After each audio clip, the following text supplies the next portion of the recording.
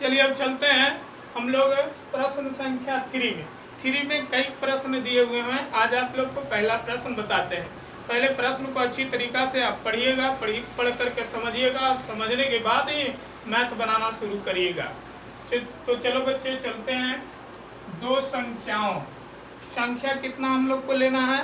तो संख्या हम लोग को लेना है 2। तो आओ हम लोग 2 संख्या लेते हैं। माना कि पहली संख्या बराबर x और दूसरी संख्या बराबर y। 2 संख्या ले लिए। अब इसके बाद नेक्स्ट प्रश्न को पढ़ेंगे आगे। 2 संख्याओं का अंतर 26 है। अब चलेंगे हम बच्चों प्रश्न से स्पष्ट रूप से पता चल रहा है कि 2 संख्याओं का अंतर मतलब होता है घटाव। अब दोनों संख्याओं को अंतर करेंगे और अंतर है कितना? तो अंतर है 26। तो यहाँ लिखेंगे प्रश्न से पहली संख्या x और दूसरी संख्या y, दोनों का अंतर मीन्स घटाव। अंतर है कितना? तो अंतर है 26। तो लिख दिए बराबर 26। इसको मान लिए समीकरण फर्स्ट। अब प्रश्न को आगे की ओर पढ़ेंगे। फिर कहता है कि एक संख्या। अब चलेंगे फिर पुनः प्रश्न से फिर प्रश्न बोल रहा है। क्या बोल रहा है? तो एक संख्या। तो हमने एक संख्या यानी कि पहली संख्या को क्या माना? x। तो एक संख्या लिख दी बराबर दे दी। फिर क्या कहता है? दूसरी संख्या। और दूसरी संख्या को हमने क्या माना बच्चे? तो दूसरी संख्या को माना y। तो यहाँ पे y लिख दिए दूसरी संख्या। फिर कहता है कि 3 गुनी है। तो जान ले जिसमें की लगेगा उसी में हम गुना करेंगे कितना से? 3 से। तो देख लेंगे प्रश्न को लिखा हुआ है दूसरी संख्या। तो दूसरी संख्या को क्या माने बच्चे? y। की 3 गुनी। तो यही दूसरी संख्या में हम 3 से गुना कर देंगे।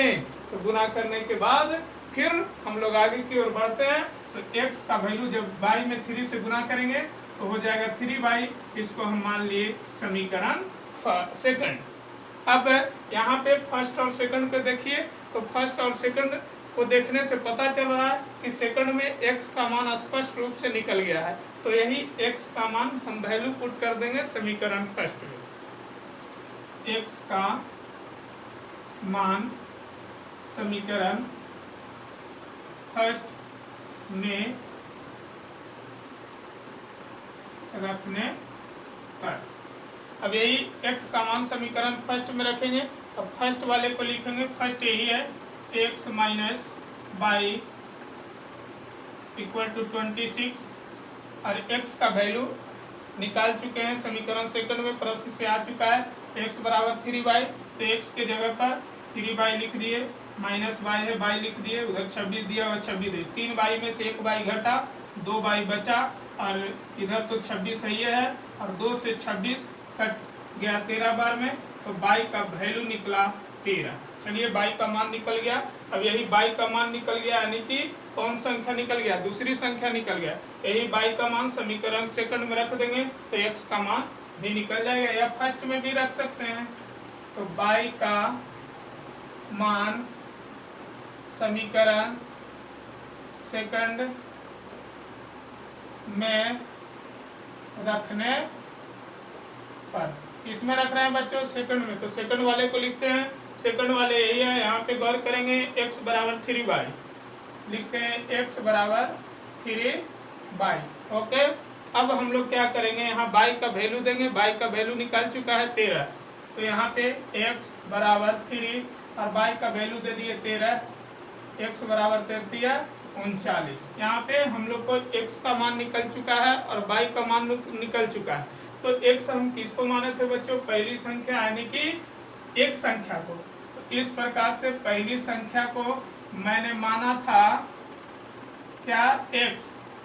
और x का वैल्यू निकल करके आया है 39। तो पहली संख्या हो गया 39 39। दूसरी संख्या को दूसरी संख्या दूसरी संख्या को क्या माने थे बच्चे? दूसरी संख्या को हमने माना था, यहाँ पे गौर करेंगे 22, और 22 का वैल्यू भी निकल चुका है। 22 का वैल्यू निकला कितना? 13। तो इस प्रकार से x और y का मान निकल गया। यही पहली संख्या और दूसरी संख्या का हल हो गया। प्यारे बच्चों, हम आपको लोग को पहले ही बता दिए थे कि ये समीकरण है जिसमें खुद एग्जामिनी और एग्जामिनर बन सकते हैं। इस मैथ को हम लोग खुद जांच कर सकते हैं। चलो जांच करते हैं। लिखा है दो संख्याओं का अंतर 26 होना चाहिए।